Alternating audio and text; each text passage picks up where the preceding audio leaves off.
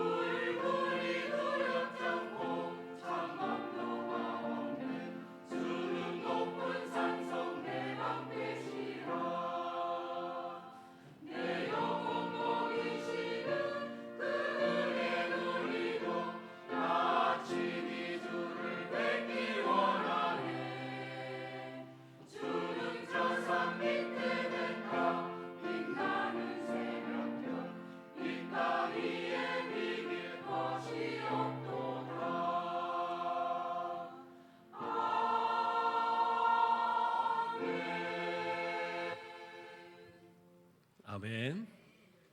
오늘도 이 찬양을 통해서 우리 하나님 영광 받으신 줄 믿습니다. 감사합니다.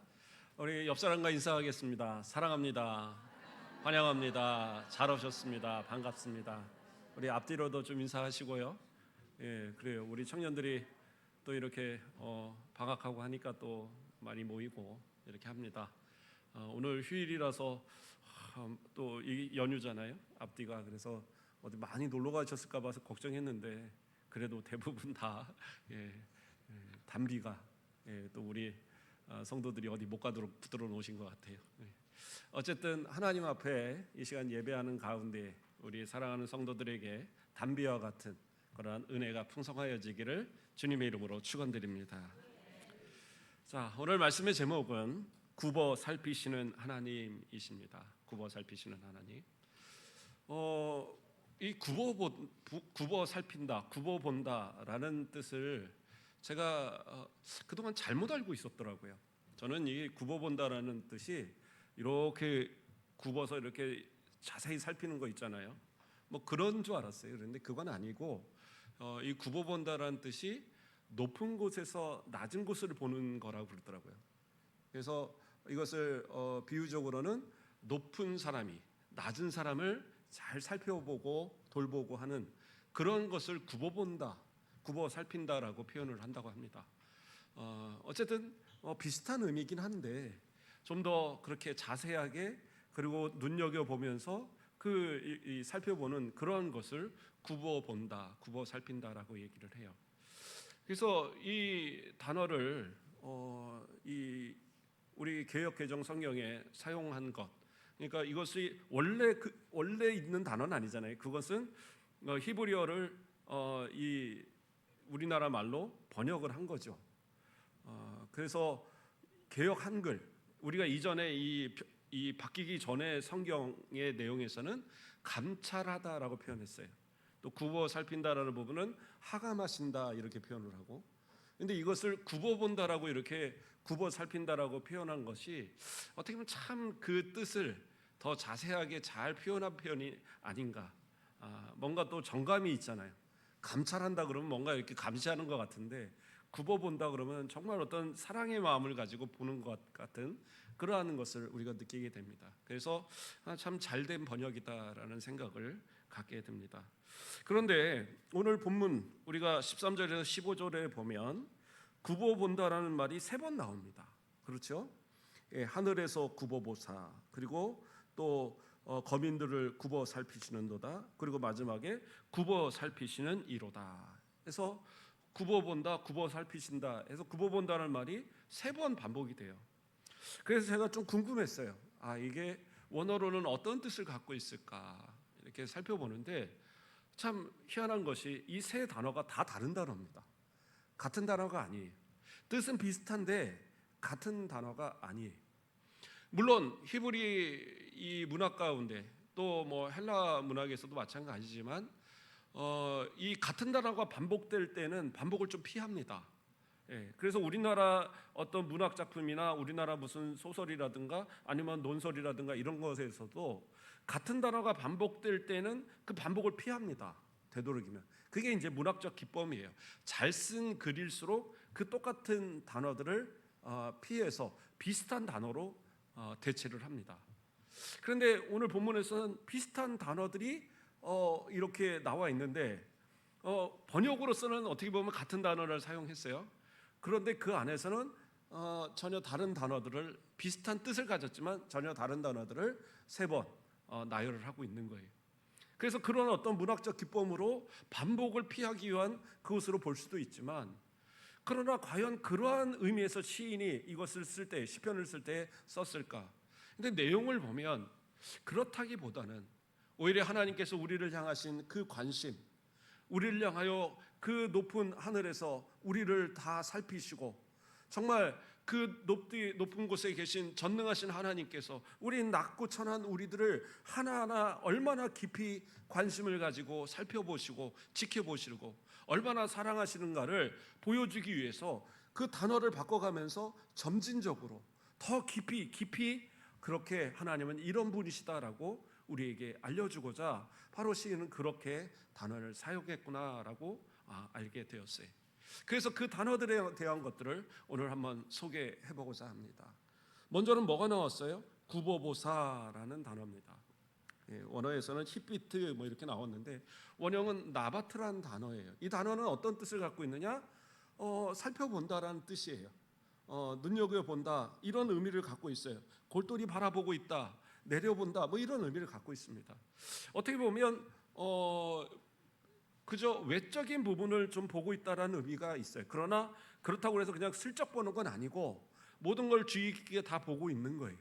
그러한 의미 속에서 굽어본다라는 이 단어, 나바트라는 단어를 해서 히피트라는 이 단어를 사용을 한 거예요. 그런데 여기서 바라볼 땐 뭐라고 얘기합니까? 여호와께서 하늘에서 굽어보사 모든 인생을 살피시며라고 얘기합니다.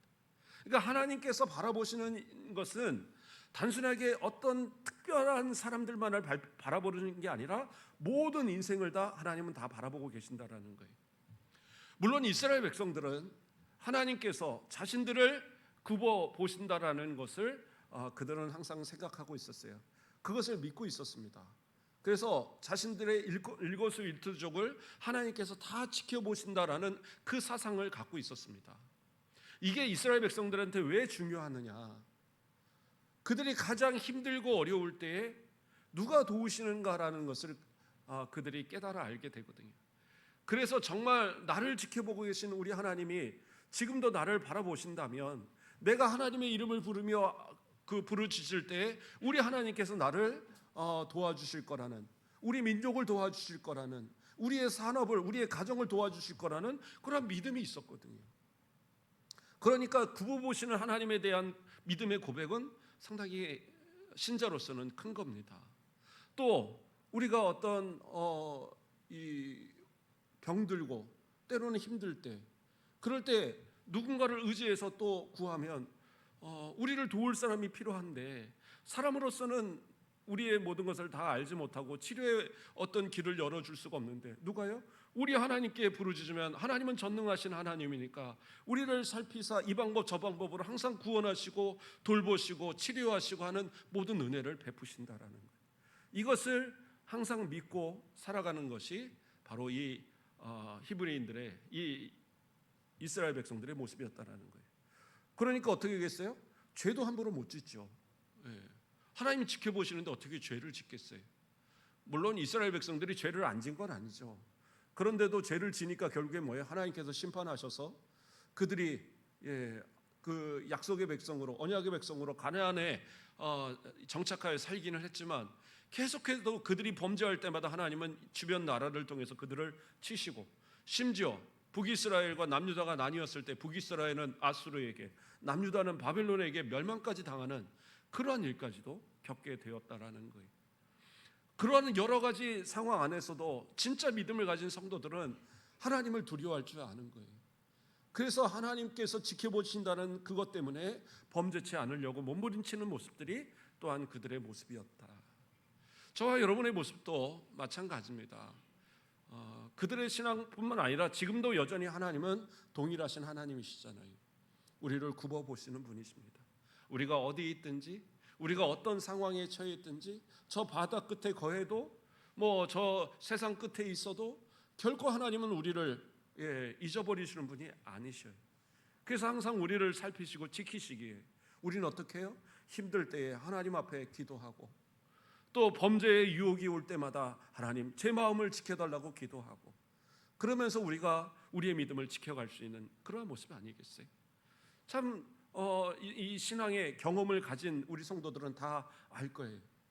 우리가 하나님을 의지해서 끝까지 버텨내면 악에게 타협하지 않아도, 저 악한 자들의 방법을 따라 살지 않아도 하나님 도와주시는 은혜로 인해서 우리가 살아갈 수 있다라는 것을. 우리 장로님도 기도하셨지만 비가 이렇게까지 안 온 적이 있나 모르겠어요. 우리나라가 원래가 물이 부족한 국가랍니다. 저 고등학교 때나 이럴 때도 이 지리 시간 뭐 이런 거 배우잖아요. 세계 지리 배우고 뭐 한국 지리 배우고 그러면 우리나라가 비가 부족한 국가라는 내용들이 있어요. 그러면 야 이거 뭐 여름마다 맨날 홍수나고 그랬는데 이게 무슨 비가 부족해? 근데 그게 아니더라고요. 강이 있고 저수지가 있고 댐이 있고 그러니까 버텨낸 거지. 옛날 사람들 그런 것도 없을 때 어떻게 살았나 모르겠어요. 진짜 하늘에 기우제하면서 어떻게 운 좋게 비 한번 내리면 야 그렇다 이러고 살았단 말이에요. 그런데 우리는 알잖아요.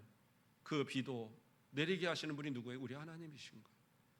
우리 성도들이 기도하고 하나님 앞에 간구하는 가운데 또 이렇게 주일날 이 촉촉하게 비가 내림이 얼마나 감사한지. 또 걱정했어요. 폭우가 내린다고 남쪽부터 시작해서 막 200mm, 250mm 막 쏟아볼 거라 그래서 야 이러면 어떡하나 걱정을 했는데 뭐 이렇게 촉촉하게 잘 오고 있습니다. 비가 조금 더 왔으면 좋겠습니다. 뭐 내일까지 온다고 그러는데 그래도 저 댐에 물이 차야지 또 걱정 없이 좀 살 텐데 어쨌든 하나님께서 그 필요한 만큼의 양을 다 하셔서 이렇게 안전하게 예배할 수 있고 또 나를 시원하게 지낼 수 있고, 이게 얼마나 감사한지. 어쨌든 하나님께서 우리 가운데 주시는 은혜가 우리 가운데 있으니까 이렇게 살아가는 거예요. 만약에 조금만 더 한 달만 더 비를 안 오게 하셨다, 그러면 진짜 우리 큰일 날 겁니다. 모든 작물 다 말라 죽고 나무도 말라 죽고, 그렇죠? 우리 물 없어서 우리도 맨날 그 물 들어 다니고 그래야 될 수도 있었을 거예요. 근데 어김없이 때가 되면 비를 주시고 결국에는 더위를 물러가게 하시고, 하나님께서 때에 따라 우리에게 거두어서 먹을 것을 허락하심으로 우리 이렇게 살아가는 거잖아요. 그게 뭐예요? 하나님이 우리를 굽어 보고 계시기 때문에.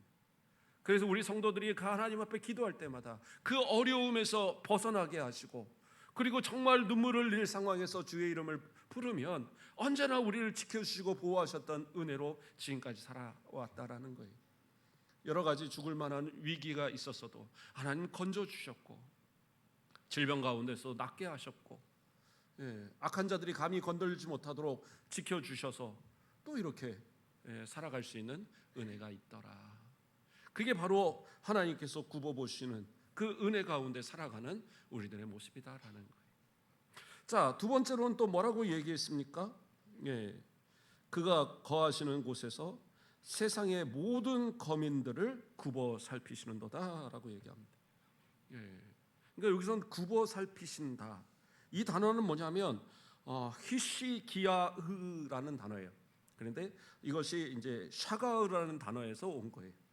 제가 이 히브리어 이런 거 잘 얘기 안 하는데 단어가 좀 다른 단어들이라서 다르다는 걸 제가 설명하기 위해서 읽어드리는 거예요. 이것은 어떤 뜻을 갖느냐? 주목하다, 주의 깊게 살펴본다라는 뜻을 갖고 있어요. 앞에서도 마찬가지로 뭐 내려본다, 응시한다, 골똘히 이렇게 살펴본다, 주의 깊게 살펴본다, 다 뜻이 비슷하거든요. 근데 이 뜻에 있어서 좀 다른 뜻은 뭐냐면 의도와 목적을 가지고 본다라는 뜻이에요. 그러니까 단순하게 그냥 이렇게 지켜보네, 이렇게 다 지켜보네, 이게 아니라 그 가운데 특별하게 의도를 가지고 목적을 가지고 주의 깊게 본다라는 거예요. 그것이 바로 여기서 말하는 모든 거민들을 굽어 살피신다라는 의미가 되는 거예요. 물론 여기서도 마찬가지로 세상의 모든 거민을 본다고 말씀하셨지만, 그러나 그 가운데 굽어 살피신다, 의도와 목적을 가지고 깊이 살펴보신다는 그 의미는 어떤 의미겠어요? 제가 이것에 대해서 한번 고민을 해봤습니다. 이 의미가 어떤 의미일까? 그러면서 하나 생각이 드는 것이, 요즘에는 이 초등학교 그렇게 운동회가 크지 않은 것 같아요. 근데 저 어렸을 때는 운동회 하면 참 컸습니다. 저는 여기서 어렸을 때를 안 보냈으니까 잘 모르겠습니다. 그러나 제가 살던 동네만 해도 초등학교가 그렇게 많지는 않았습니다.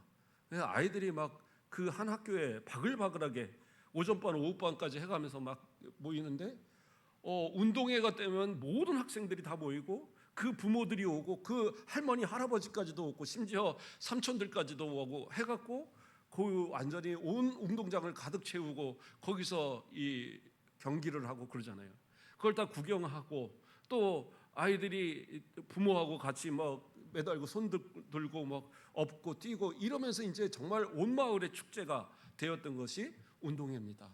그러면 진짜 거의 수백 명의 아이들이 거기서 바글바글 꼭 개미 때 막 모여 있듯이 그렇게 있는데, 근데 참 신기한 것은요, 부모들이 바라보는 것은 그 수많은 아이들을 다 보고 있지만 그 가운데 누구만 봐요? 내 자식만 봐요. 내 자식. 다 막 모여서 그 곤봉 돌리고 또 뭡니까 이 리본 돌리고 막 실컷 하는데, 다른 애들 다 하는 거 그래 아무리 잘해도 소용없어요. 보는 거 누굴 봐요? 내 자녀를 보는 거예요. 그게 바로 주목해서 의도를 가지고 목적을 가지고 보는 거예요. 그 아이가 혹시라도 넘어지면 안타까워서 어쩔 줄 모르는, 그렇죠? 혹시 피라도 나면 열심히 운동하고 있는데 가운데 뛰어들어가서 엄마가 안아주고, 그게 이제 그 모습 아니겠어요?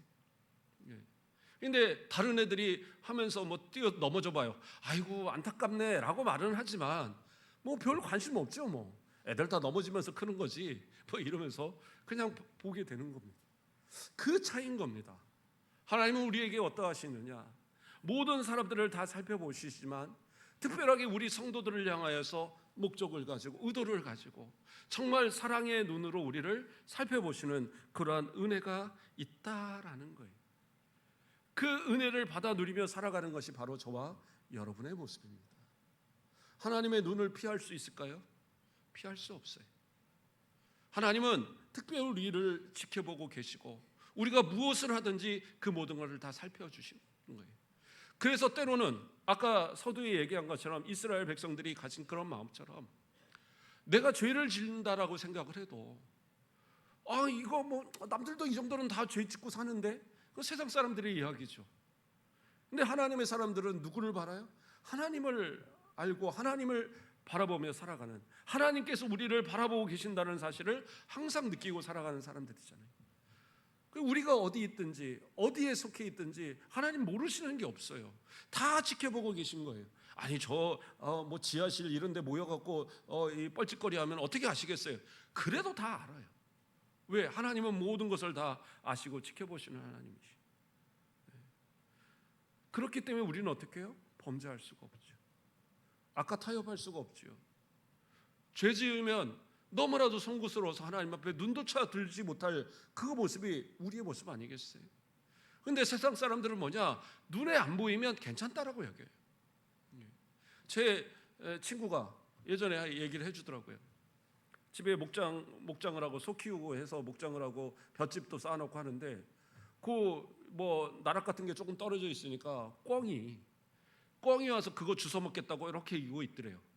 그래갖고 자기가 그 마당에 있는 그 꿩한테 와 하고 소리를 질렀더니 얘가 그 볏짚에 대고 머리를 팍 박고 있더래요. 그래갖고는 숨었다고 머리를 팍 박고 그러고 이제 가만히 있는 거예요. 근데 이거를 어떻게 잡을까 생각하니까 손으로 잡다 보면 파덕거리고 놓칠 것 같더래요. 그래서 몽둥이로 갔다가 힘있게 한 대 딱 때렸더니 바로 그냥 깨갱하고 이제 그래서 잡았다 그러면서 한번 자랑을 한번 하더라고요. 내 눈에 안 보인다고 해서 안 보이는 게 아니에요. 하나님 다 지켜보시는 거예요. 그 지켜보시는 하나님, 그 하나님 누구세요? 우리의 창조주이시고 우리를 만드시고 우리를 그 이끄시는 섭리하시는 하나님이 바로 우리 하나님이시다라는 사실이에요. 그 하나님을 우리가 안다고 한다면 감히 우리는 행동할 수 없어요. 왜요?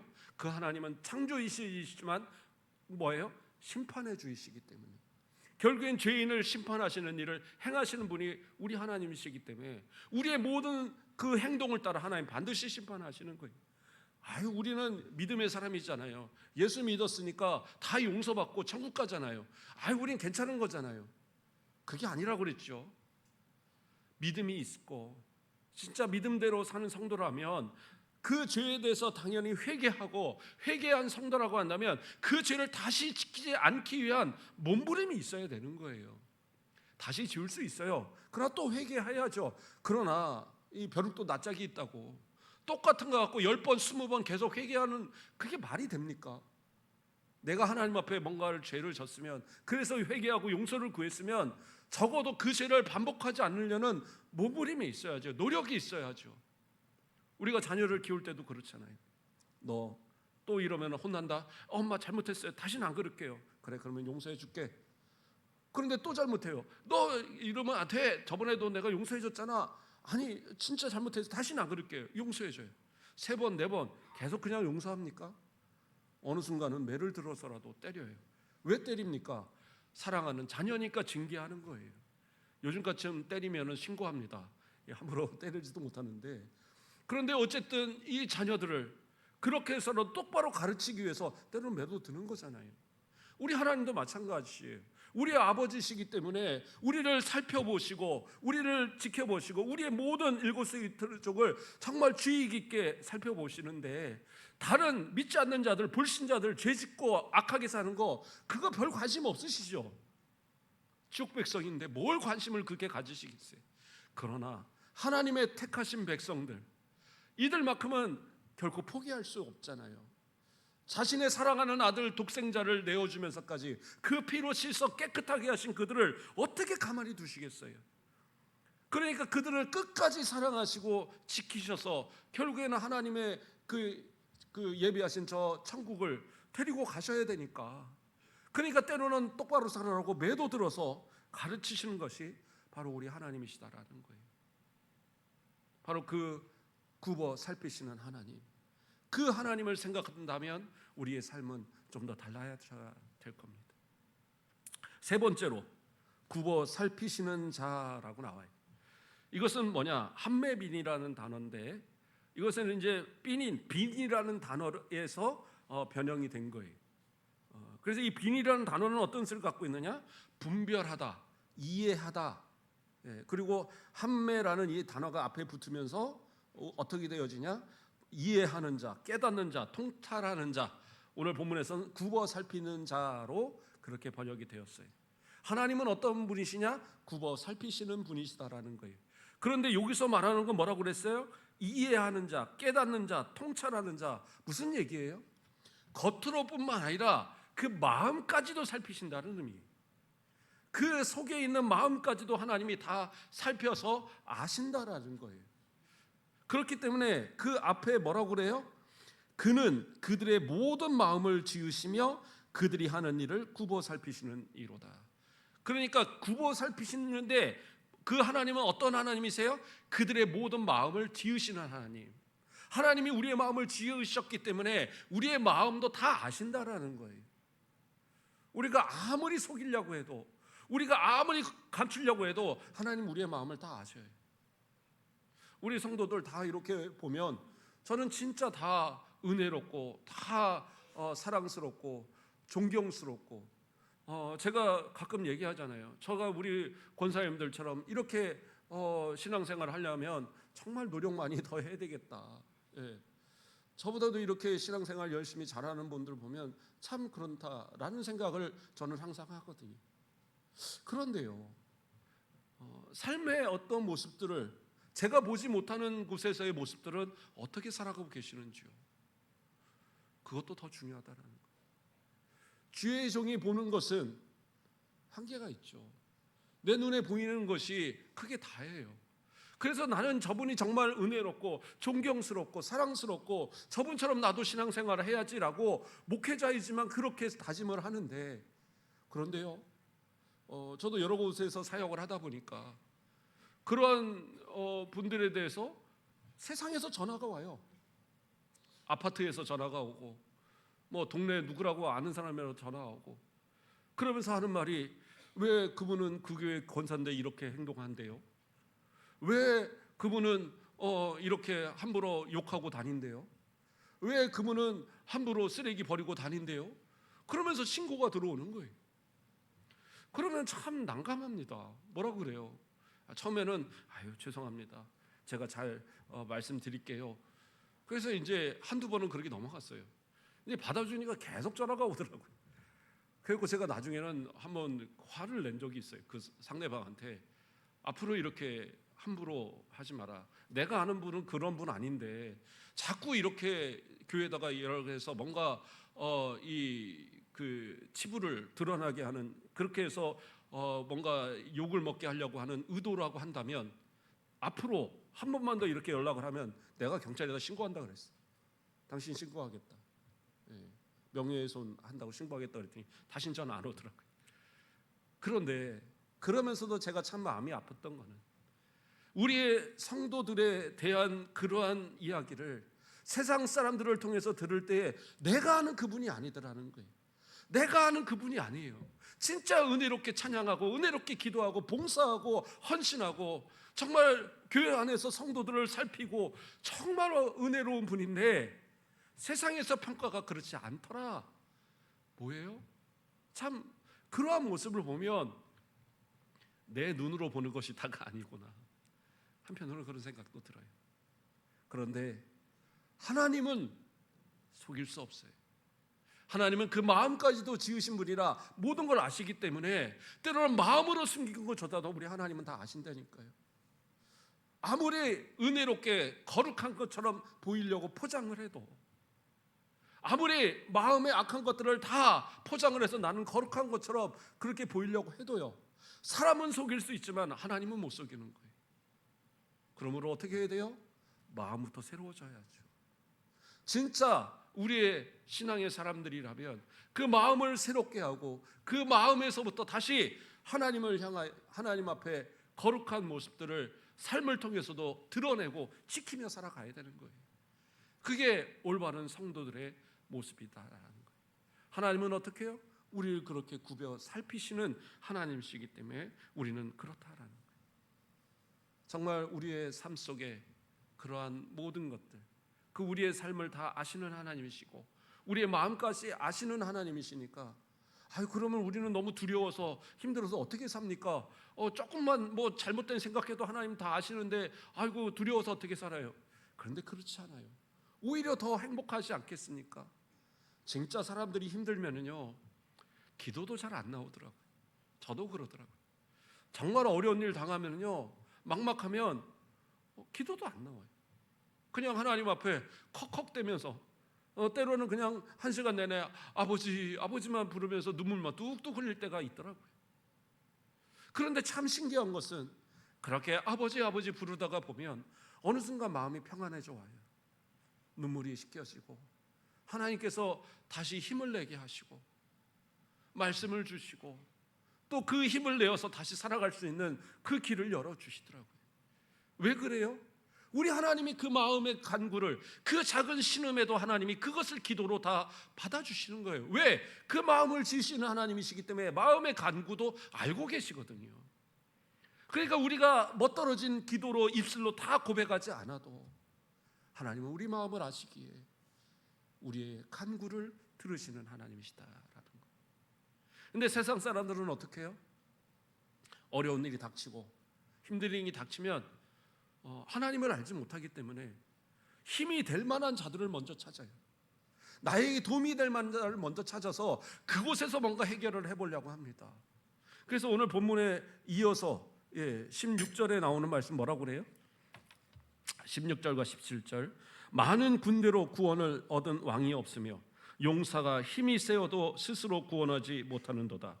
구원하는 데는 군만은 헛되며 군대가 많다 하여도 능히 구하지 못하는도다. 이렇게 말씀하고 있어요. 뭐예요? 군대, 왕, 용사, 군마 이거 아무 소용없다라는 거예요. 세상이 의지할 만한 힘을 가진 자들, 능력을 가진 자들, 무기들 이거 다 해도 구원하지 못한다라는 거예요. 하나님이 함께 하시면 어떻게 해요? 하나님의 역사로 도저히 구원하지 못할 상황에서도 구원하시는 거예요. 우리 하나님의 역사잖아요. 그러면 우리가 의지해야 될 대상은 누구예요?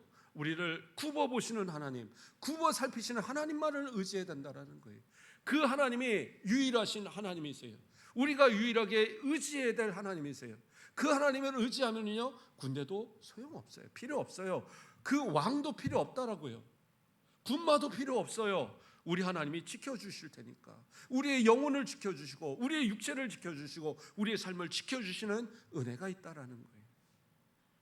그 굽어 살펴보시는 그 하나님을 정말로 의지하는 성도들, 정말로 하나님께 나아가는 성도들, 그 성도들의 자세는 또 어떻게 해야 되느냐? 바로 이어서 이야기합니다. 뭐라고 그래요?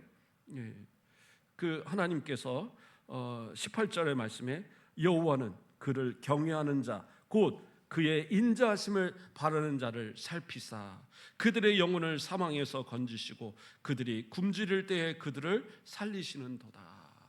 하나님이 이러하신다라는 거예요. 우리의 영혼도 구원해 주시고 우리가 굶주릴 때, 때로는 삶의 여러 가지 어려움이 닥칠 때에 내 힘으로 도저히 감당하지 못할 때에 하나님께서 그 가운데서도 구원하여 주시는 은혜를 누리게 하신다. 어떤 자들? 하나님을 경외하는 자들.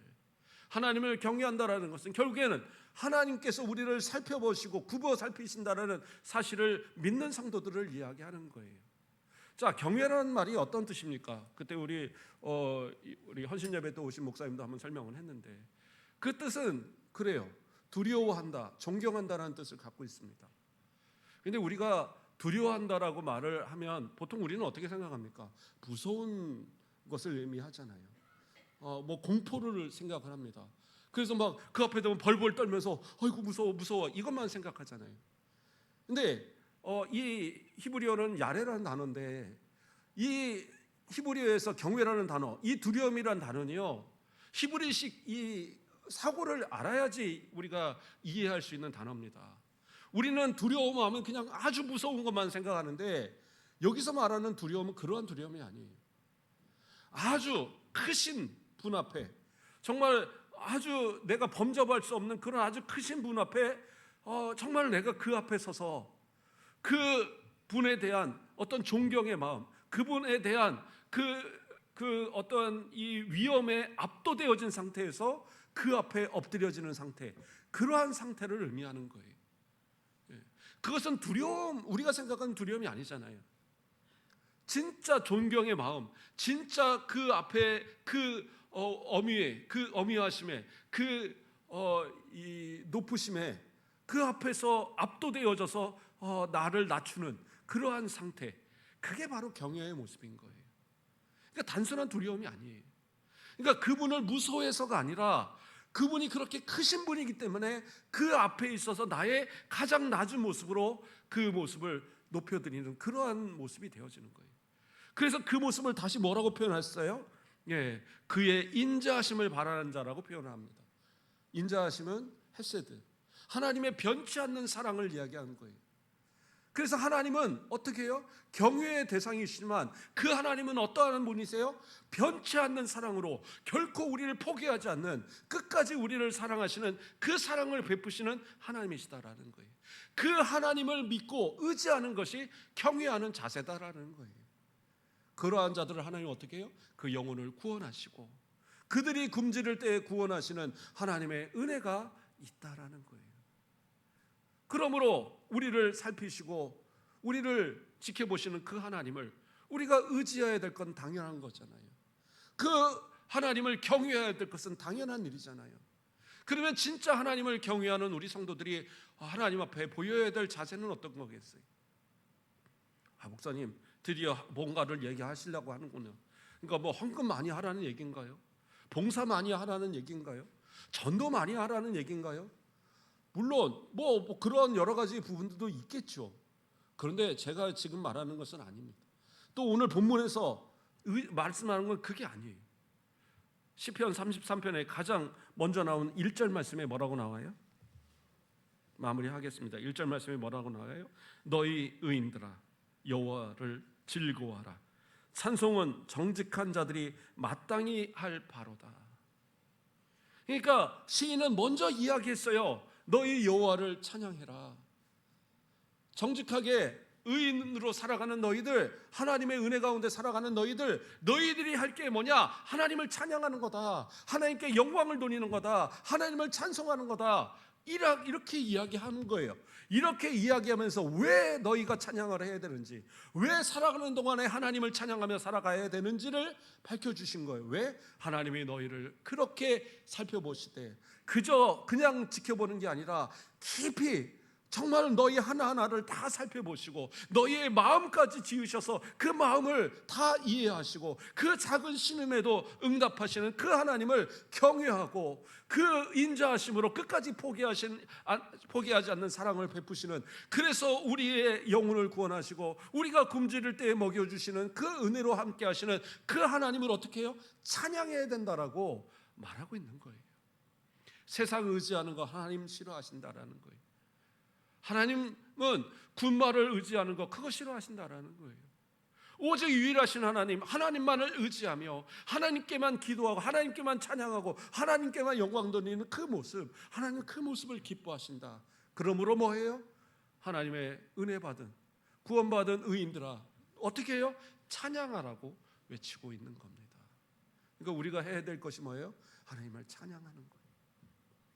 우리가 웨스트민스터 신앙고백 소유리 문답을 우리가 배웠었어요. 가장 첫 번째 질문이 뭡니까? 사람의 제일 된 목적이 무엇입니까? 그러면 그 답이 뭔지 아세요? 하나님을 영원토록 즐거워하는 거예요. 또 하나님을 그렇게 하나님을 즐거워하며 살아가는 것, 그게 바로 찬송하며 살아가는 것, 그게 성도의 모습이다라고 가르쳐주고 있어요. 제가 적어놓고는 다시 제가 읽어드립니다. 사람의 제일된 목적은 하나님을 영화롭게 하는 것과 그분을 영원토록 즐거워하는 것이다. 즐거워한다는 건 결국에 뭐겠어요? 하나님을 찬송하고 하나님으로만 기뻐하고 하나님으로만 만족하고 살아가는 그러한 성도들의 모습을 이야기하는 겁니다. 그게 우리의 목적이에요. 그러니까 뭐 헌금 많이 한다? 그거 목적 아니라니까요. 봉사 많이 한다? 그거 목적 아니에요. 예배 뭐 많이 드린다? 그거 목적 아니에요. 결국에 최종의 목적은 뭐냐? 하나님을 영화롭게 하고 하나님을 영원토록 즐거워해서 찬양하고 하나님만 의지하며 살아가면서 그렇게 살아가는 그러한 성도들의 모습이 진짜 성도다운 삶의 모습이다라는 거예요. 저와 여러분의 모습 속에 이러한 모습이 있어지길 바랍니다. 우리를 이제까지 굽어 살피시는 하나님, 단 한 번도 우리를 외면하지 않으신 하나님, 우리의 마음을 지으사 우리의 작은 신음에도 항상 응답하셨던 우리 하나님, 그 하나님이 지금도 우리와 함께 하심을 믿고 결코 세상 바라보지 마시고 세상 의지하지 마시고 주님과 더불어 끝까지 저 천국 가는 그날까지 주의 주시는 은혜 가운데 승리하시는 복된 성도들 되기를 주님의 이름으로 축원드립니다. 기도하겠습니다. 사랑의 하나님, 감사를 드립니다. 우리의 호흡이 끝나는 그 순간까지도 우리는 하나님을 찬양하길 원합니다. 우리의 삶의 모든 순간이 하나님께 찬양이 되고 하나님을 영화롭게 하는, 그리고 하나님으로 인하여 즐거워하는 삶을 살아가기를 원합니다. 하나님을 경외하는 이 마음이 결코 감하지 않도록 세상을 향하여 타협하고 의지하고 세상에서 뭔가 해결점을 찾으려고 하는 것이 아닌 처음부터 마지막까지 오직 하나님만 의지하여서 주님이 보여주시는 방법대로 세상을 넉넉히 이겨갈 수 있는 우리 모든 성도들 되도록 축복하여 주시옵소서. 감사합니다. 예수 그리스도의 이름으로 기도드립니다. 아멘. 우리